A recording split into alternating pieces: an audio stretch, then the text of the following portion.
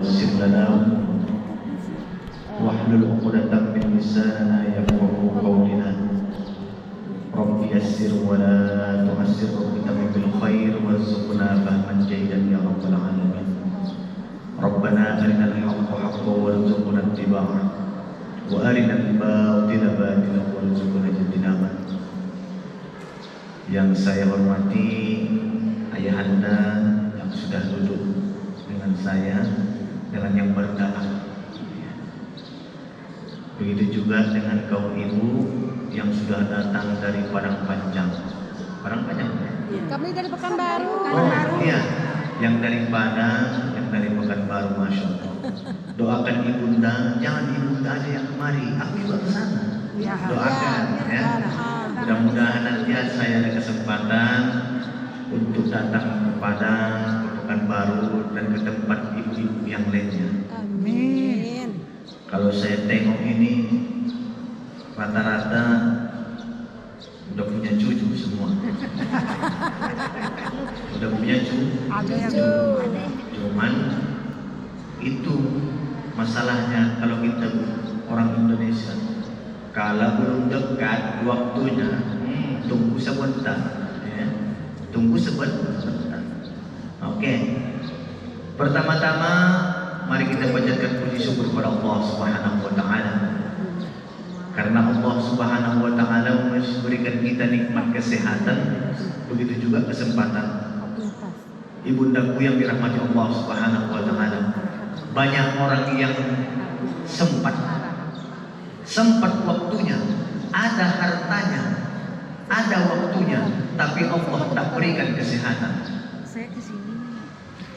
Ibundaku yang dirahmati Allah, ada manusia, ada saudari-saudari kita, sehat dia, sehat, ada hartanya, ada materinya, tapi tak Allah berikan kesempatan supaya kita berkumpul di Masjid Agung ini. Makanya nikmat yang pertama yang paling tinggi yang harus kita syukuri itu adalah nikmat kesehatan dan kesempatan. Ibundaku yang dirahmati Allah Subhanahu wa taala. Salawat bertampaikan salam kita hajahkan ke ruh baginda Nabi besar Muhammad sallallahu alaihi wasallam yang berlapaskan Allahumma shalli ala sayyidina Muhammad wa ala ali sayyidina Muhammad. Kalau di daerah kita ini Ibu, sudah banyak mungkin yang sudah mengajarkan. Begitu juga mungkin di daerah kita. Salawat itu sangat banyak manfaatnya. Ketika kita merepet, bersolawat aja. Ketika kita nyuci piring, solawat aja. Mengaduk lauk, bersolawat aja. Ustaz, saya kadang-kadang setiap waktu sakit kepala, baca solawat. Allahumma sholli ala sayyidina Muhammadin tibbil qulubi wa dawaiha wa afiyatil abdani wa shifaiha wa nuril absari wa diyaiha wa ala alihi wa sahbihi wa sallim. Tahu nggak Ibu itu salawat itu? Itu salawat bil wudu. Kalau yang dari Padang yang lagi viral-viralnya kan Cik dan Padang. Sabana Cikina, nah itu. Bentar-bentar sakit kepalanya orang Padang ini kan. Wah sakitlah pinggangnya, ya. Sabana Cikina aja putar, tidak mempan Sabana Cikina. Yang mempan itu sholawat bil wudu. Sakit pegang yang sakit. Allahumma baca sholawat bil wudu. Sakit kepala, pegang kepala, baca sholawat bil wudu. Jangan pula kepala orang dipegang-pegang. Allah, enggak usah kepala orang dipegang-pegang. Ya, jadi ibundaku yang dirahmati Allah Subhanahu wa taala, sholawat bil qulub ini adalah solawat yang paling manjur. Ibunda tahu tak? Amalan yang tak pernah ditolak Allah. Solat saja bisa ditolak Allah. Berdoa saja bisa ditolak Allah. Bersedekah pun bisa Allah tolak. Tetapi ketika ibunda ataupun kita mama bersolawat kepada Rasulullah Sallallahu Alaihi Wasallam, tak ada pembatas, ada penghalang sampai langsung ke Allah disampaikan kepada Rasulullah. Hebat ini solawat ini. Terkadang ibu banyak jamaah-jamaah kita tidak pandai mengamalkan solawat ini. Sehari sekali bunda baca solawat 7 kali dapat kebaikan, 10 kali 70 kebaikan. Masya Allah. Begitu sayangnya, begitu cintanya Allah kepada kita, diberikan jalan menuju rahmatnya, diberikan Allah jalan menuju mendapatkan ridhonya, tetapi itu pun manusia belum bisa menyanggupinya. Dikarenakan apa? Karena manusia sifatnya memiliki salah dan lupa. Ibundaku yang dirahmati Allah Subhanahu wa taala, dalam tausiah singkat kali ini perlu saya sampaikan ibunda. Ketika kita melakukan pekerjaan kita setiap hari, ketika kita bekerja setiap hari, ada yang petani, ada yang pedagang, ada yang di kantor, ada yang menjabat sebagai pemerintah. Semua amanah yang Allah berikan itu kepada kita, mungkin ditambah lagi dengan siklus kehidupan kita sehari-hari, memikirkan makan anak kita, memikirkan biaya pendidikan anak kita, memikirkan lagi kebun kita, memikirkan lagi biaya cicilan mobil kita. Ibunda tahu apa kata Allah? Wa may yattaqillaha yaj'al lahu makhraja. Barang siapa yang bertakwa kepada Allah, Allah berikan jalan keluar kepadanya. Apapun ibunda masalah kita setiap hari, apapun pekerjaan kita setiap hari, bertakwalah kepada Allah. Habis bertakwa kepada Allah, ikhlaslah apa yang engkau lakukan ibunda. Insya Allah, maka Allah akan memberikan jalan keluar yang baik kepada kita. Karena kenapa? Kebanyakan di antara kita kurang bersyukur. Ada kawan kita beli tempat tidur yang baru, umat asmanya. Ya Allah, umat asmanya. Ada kawan kita yang beli emas baru. Oh, sekarang satu ami itu berapa? 3.500.000. 3 ya, gitulah. Kalau kaum ibu tahu deh itu Pak. Ya. Kalau kita cuma tukang cari aja, Pak emas ya jangan sih. Nggak dapat kan RPT ya Pak ya? Iya. Jadi ada orang beli emas baru, kumat jantungnya. Jumpa di pesta, oh kaum ibu paling sering ini. Wih panas sekali Bu ya, tarik. Angkat ini, sah. Nampak pula lah kalung rupiah. Oh, datang tetangga. Ya Allah. Opname.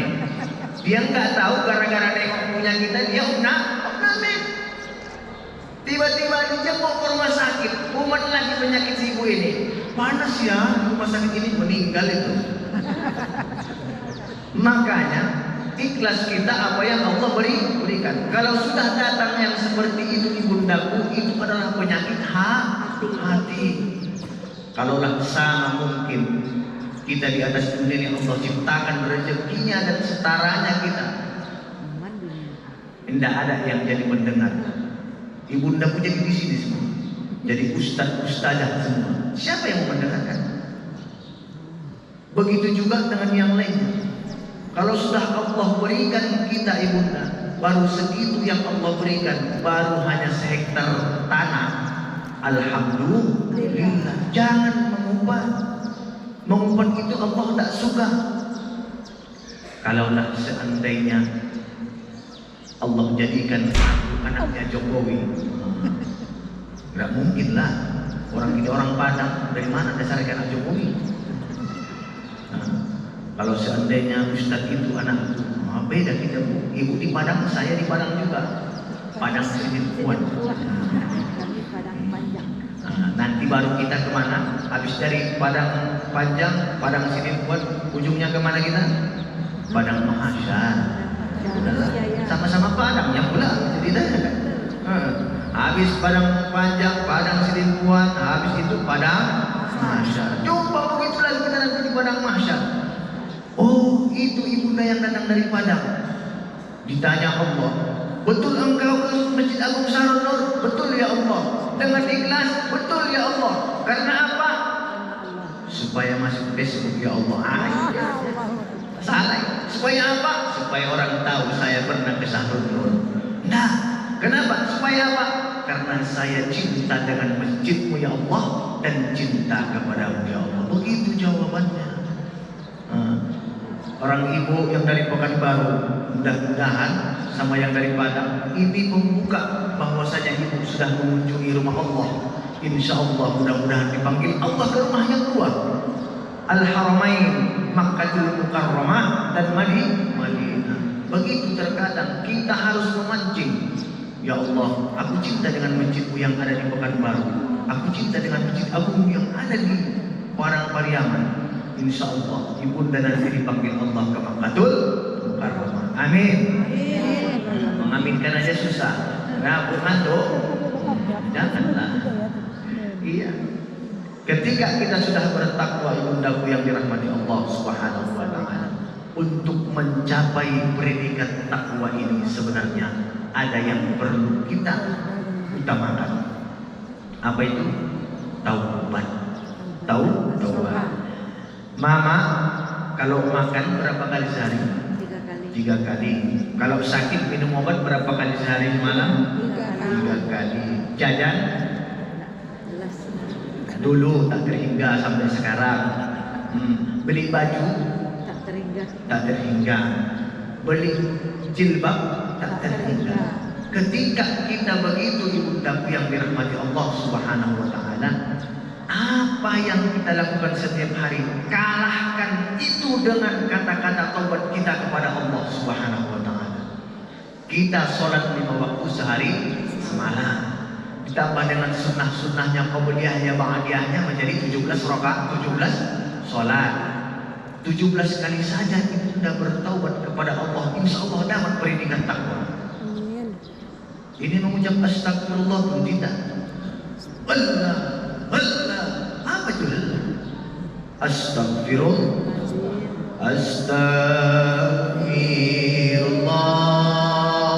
Rabbal baraya. Astagfirullah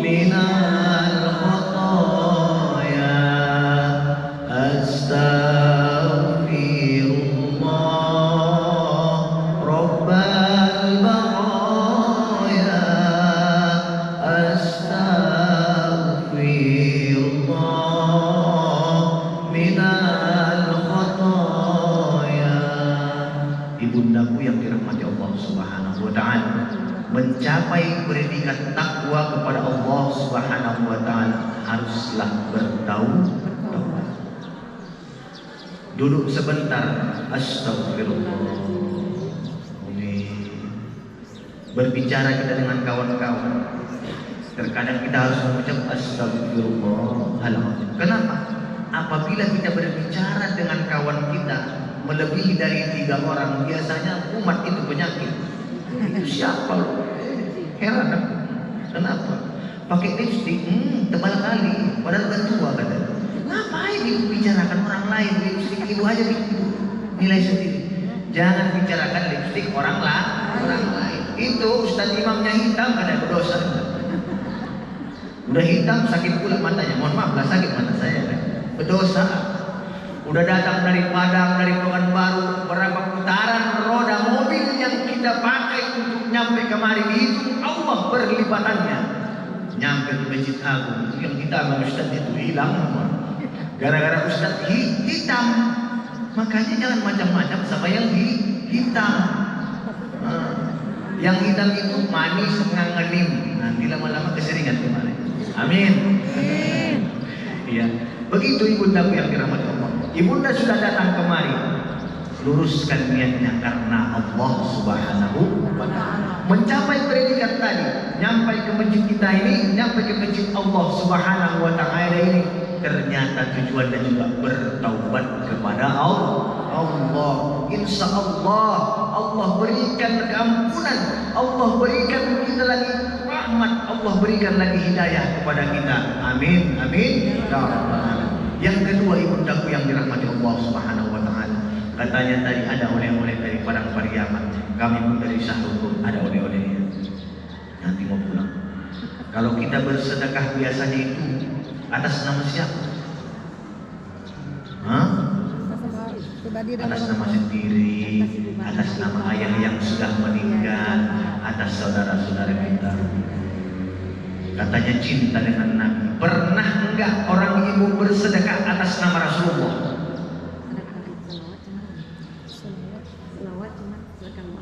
Kalau sholawat sering bersedekah atas nama Rasulullah.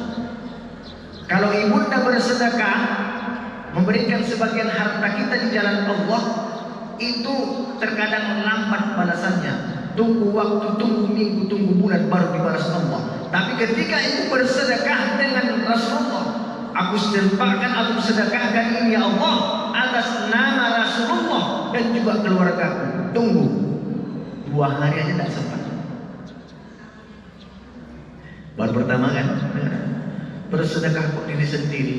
Ada yang mau menyelamatkan kita, tak bersedekah dengan dia. Mau mati saja Rasulullah SAW menyebutkan apa? Umatku yang di padang panjang, umatku yang di Pekanbaru, umatku yang di Sipirok ya Allah, ummati, ummati, ummati. Rasul bersedekah pun diri sendiri. Ya Allah, aku bersedekah ya Allah di jalanmu atas nama aku dan suamiku tercinta. Sombong kali ini enggak ada Rasulullah. Bersedekah coba ibunda. Yakinlah kepada Allah. Rasulullah itu siapa? Kekasih Allah. Kalau sudah kekasih Allah, bersedekah kepada Allah dengan ibunda langsung dijawab oleh Allah. Tunggu 1 kali 4 jam kata Allah. Insya Allah datang. Saya pindah sering 2.000, 10.000. Ini cerita lagi kita cerita fakta. Beberapa hari yang lalu, nggak sempat 3 hari yang lalu, ada masjid di sana. Sebelum nyampe ke masjid kita ini, itu udah lama nggak ada pembangunan, nggak selesai bangunan. Setiap saya lewat mau mengajar ke pesantren, saya lupakan. Kadang dengan saya sendiri, teringat saya dengan kajinya, dengan ilmunya. Ya Allah, saya lupakan begini atas nama Rasulullah dan juga atas nama keluarga saya. Ibunda semalam dibalas Allah langsung. Biasanya khotib datang, ini tak datang khotib, saya naik khotib. Dibalas Allah langsung, tak sampai 2 hari. Saya nggak memikirkan balasannya. Yang saya pikirkan, ketika nanti kita di padang mahsyar, Muhammad, ya Allah, mana umatmu? Maju kita orang Sipiro, maju ibu orang Padang Pariaman, maju orang ibu orang Pekanbaru. Ini umatmu? Iya. Apa buktinya umatmu? Kata Allah, apa yang harus kita bertanggungjawabkan? Saya berselawat, ya Rasulullah, sekali dalam setahun, itu pun karena pengajian akbar. Duh, itu aja iya. Tapi ketika ibunda bersedekah atas nama Rasulullah, apa buktinya? Rasulullah, coba cek ya Allah, pahala-pahala sedekah saya atas nama siapa pertama ya Allah? Rasulullah. Ibu ganteng letu di belakang Rasulullah. Masuk Rasulullah ke surga, masuk ibunda ke surga. Yang masalah itu mengaku-ngaku umat Rasulullah, masuk Rasulullah ke surga, tapi nggak ada buktinya kita umatnya Rasulullah. Itu yang susah. Mengaku ibu orang Padang Pariaman, tapi ternyata yang orang Padang yang mengaku, orang Pariaman aja nggak mengaku. Begitu ibundaku yang dirahmati Allah. Coba lalu, ya Allah, pakai hajat, nggak apa-apa, nggak salah itu bersedekah itu. Ya Allah, 2000 lah. Ini bahaya zaman sekarang ini. Yang pakai parang terus dikasih. Pakai parang. Ibu-ibu dilarang menyimpan foto laki-laki. Betul tak? Haram tak menyimpan foto laki-laki? Yang tidak muhrim ibu dilarang menyimpan fotonya. Betul tak? Sedekahkan itu. Duit itu kan foto laki-laki. Tidak ada foto perempuan situ, jarang itu, cuma yakin aja yang ada situ. Infakkan, jangan pakai barang aja kau infakkan. Ini tidak ada duit 1000 yang barang aja yang diinfakkan. Kalau bawa golok 1000. Yang merah-merah yang ada pakai peci begini disimpan terus. Itu foto laki-laki, jangan disimpan-simpan. Iya, betul tak Pak? Iya. Itu gambaran selingannya aja. Supaya kita bersedekah kepada Allah di jalan Allah. Ikhlas. Niatkan dulu 2000. Kalau 2000 hatinya sampai 2000, naikkan minggu depan berapa? 4000. Minggu depannya 6000. Diganti Allah itu bunda. Duit, harta, anak, tahta, jabatan yang saat ini kita pegang, ataupun saya sebagai imam yang saya pegang, itu semua titipan Allah. Itu semua milik kembalikan kepada Allah. Kalau dijaga itu apa yang Allah berikan, ditambah Allah itu. Menjaga itu bukan berarti mendiamkan, menyimpan-nyimpan, tetapi bersyukur. La in syakartum lazidannakum wa la in kafartum inna azabi lasyadid. Apabila kita bersyukur kepada Allah, akan ditambahkan Allah ibunda. Tetapi kalau kita kufur atas nikmat Allah, maka azabku sangat pedih, kata Allah Subhanahu wa taala. Ibundaku yang dirahmati Allah Subhanahu wa taala, mungkin ibunda masih banyak perjalanan, mungkin tidak terlalu panjang tausiah yang kami sampaikan. Ingat ibundaku yang dirahmati Allah, oleh-oleh dari Sahrul Nur, mungkin selama ini kita bersedekah hanya dengan sedekah atas nama kita, atas nama keluarga kita, atas nama ayah ibunda kita yang sudah meninggal. Coba kita bersedekah, rasakan bagaimana dahsyatnya Allah berikan balasan bagi orang-orang yang bersedekah atas nama Rasulullah juga dan keluarga kita masing-masing. Mungkin cukup sekian yang dapat kami sampaikan. Mohon maaf kalau ada kesalahan.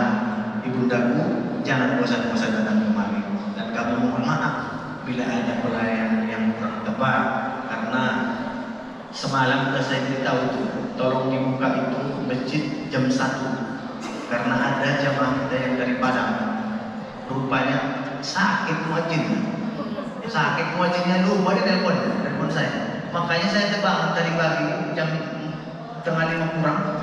Ini kok saya tatap dari kamar rumah kita di atas.